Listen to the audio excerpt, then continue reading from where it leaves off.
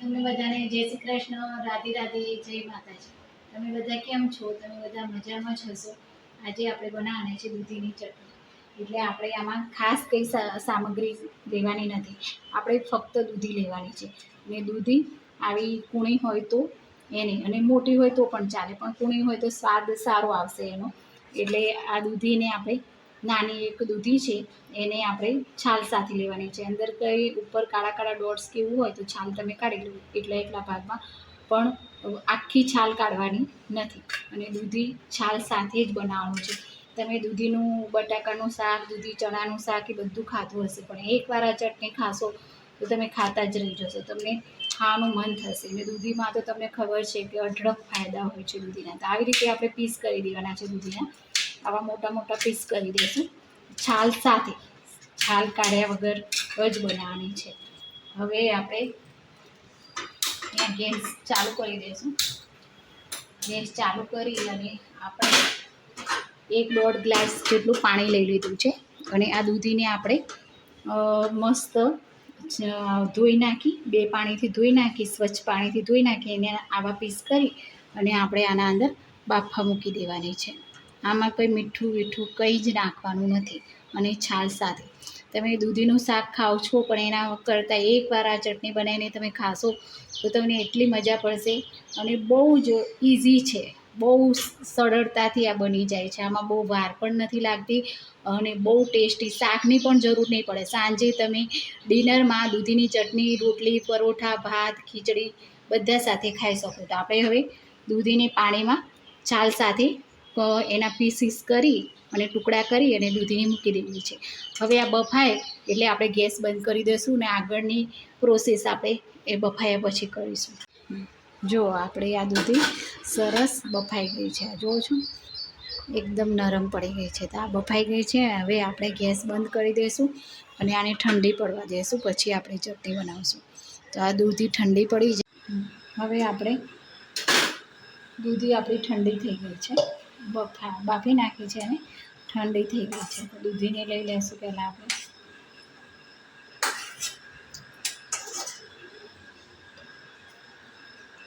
દૂધીને આપણે પહેલાં આ રીતે લઈ લઈશું. પછી આપણે લીલા ધાણા છે તે લઈ લઈશું. પછી આપણે થોડા મીઠા લીમડીના પાન છે, 2-3 ડાળખી છે મીઠી લીમડીના પાન, તે લઈ લઈશું.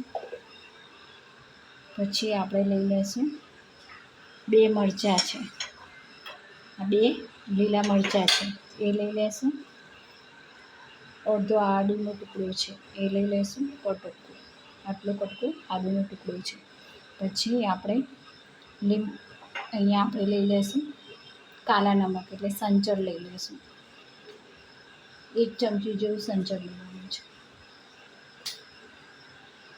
1 ચમચી જેવું સંચળ લઈ લઈશું.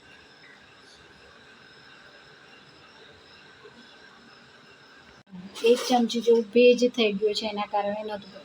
તો હવે આપણે ચમચીમાં લઈ લઈએ. તો 1 ચમચી સંચળ લઈ લીધું, થોડુંક અંદર પડ્યું છે એટલે જરેક એક છે, એટલે પૂરેપૂરી 1 ચમચી જેવું લઈ લીધું. અને 1 ચમચી જેવો ચાટ મસાલો લેવાનો છે.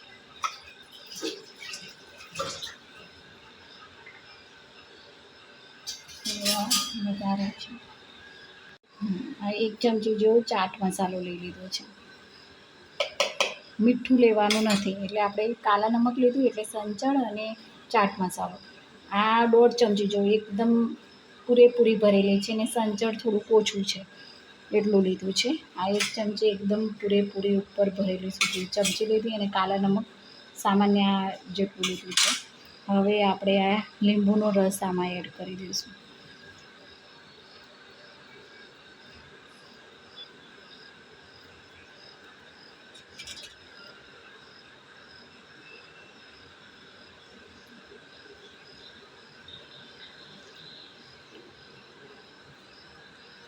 આ 1 લીંબુ લઈ લીધું.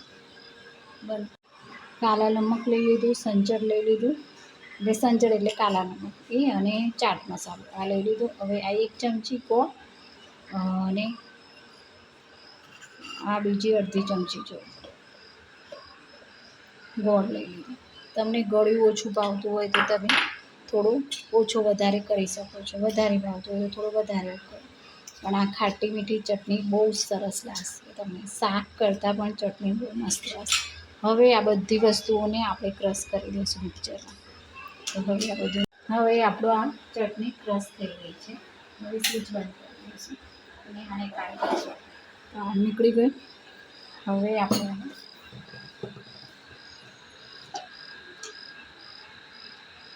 બાઉલમાં કાઢી દઈશું. આનો કંઈ વઘાર બઘાર કશું કરવાનું નથી. અને જો તમારે તેલ વઘાર કરવો હોય તો કરી શકો છો, પણ એમનેમ જ બહુ ટેસ્ટી ભાવે છે. અને આ હેલ્થ માટે એકદમ પૌષ્ટિક અને સરસ ચટણી થઈ ગઈ છે. તો આપણી આ લીલા ધાણાથી આપણે સજાવી દીધી છે. અને મસ્ત મજાની પૌષ્ટિક એકદમ તેલ વગરની ચટણી આપણી તૈયાર છે. શાક પણ તમે દૂધીનું ભૂલાઈ જશો. આ ચટણી ખાશો ને તો એટલી મસ્ત મજાની હોય છે. આમાં તેલ બેલ કશું જ ઉપયોગ કરવાનું નથી. આમાં મીઠી લીમડીના પાન, લીલા ધાણા અને બધી જ વસ્તુ આપણા શરીર માટે બહુ ફાયદાકારક છે. દૂધીના પણ બહુ જ બેનિફિટ છે તો તમે જાણો જ છો. અને લીલા ધાણા, પછી લીમડીના પાન, મીઠી લીમડીના પાન, આ બધા જ આપણા શરીર માટે બહુ ફાયદાકારક છે. અને આપણે એક પણ ટીપું તેલ વગર મસ્ત મજાની તમે આને રોટલા સાથે ખાઈ શકો. પરોઠા, રોટલી, ખીચડી, ભાત જે પણ સાથે ખાઓ તો ટેસ્ટી જ લાગે છે. અને એકદમ તેલ વગરની ચટણી ચટાકેદાર મસ્ત મજાની તૈયાર થઈ ગઈ છે. તો તમે આ ચટણી ચોક્કસથી બનાવજો.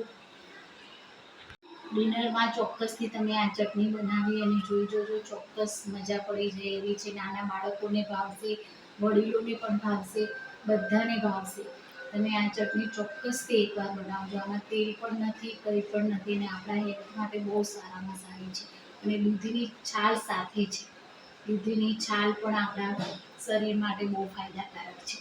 એટલે તમે આ બનાવજો. અને આ ચટણી તમે વિડીયો જુઓ તો લાઈક, શેર અને કોમેન્ટ કરજો. અને સબસ્ક્રાઈબ કરજો. અને વધારેમાં વધારે લોકોને આ ચટણી શેર કરજો. બહુ હેલ્થ માટે બહુ સારી છે. વડીલોને, નાના બાળકોને, બધાને, નાના મોટા બધાને આ ભાવે એવી ચટણી છે. ચોક્કસથી તમે બીજા લોકોને શેર કરજો અને સબસ્ક્રાઈબ કરજો અને લાઈક કરજો. અને સારી લાગે તો કોમેન્ટ કરજો. વિડીયોના એન્ડિંગમાં કહેવા માંગીશ કે આયુર્વેદ અપનાવીએ, સ્વદેશી ચીજ વસ્તુઓ અપનાવીએ, વ્યસનથી દૂર રહીએ અને દરેક જીવ માત્ર પર દયાભાવ રાખીએ, ગૌરક્ષા કરીએ અને આપણા ઘરને સાફ રાખીએ છીએ. આપણા રસ્તાઓ, નદીઓ, સરોવરો, તળાવો, દરિયા કિનારા દરેક જગ્યાએ સ્વચ્છતા રાખીએ અને જરૂરિયાતમંદ લોકોની સેવા કરીએ, મદદ કરીએ. જય જવાન, જય કિસાન, જય વિજ્ઞાન, જય વિજ્ઞાન.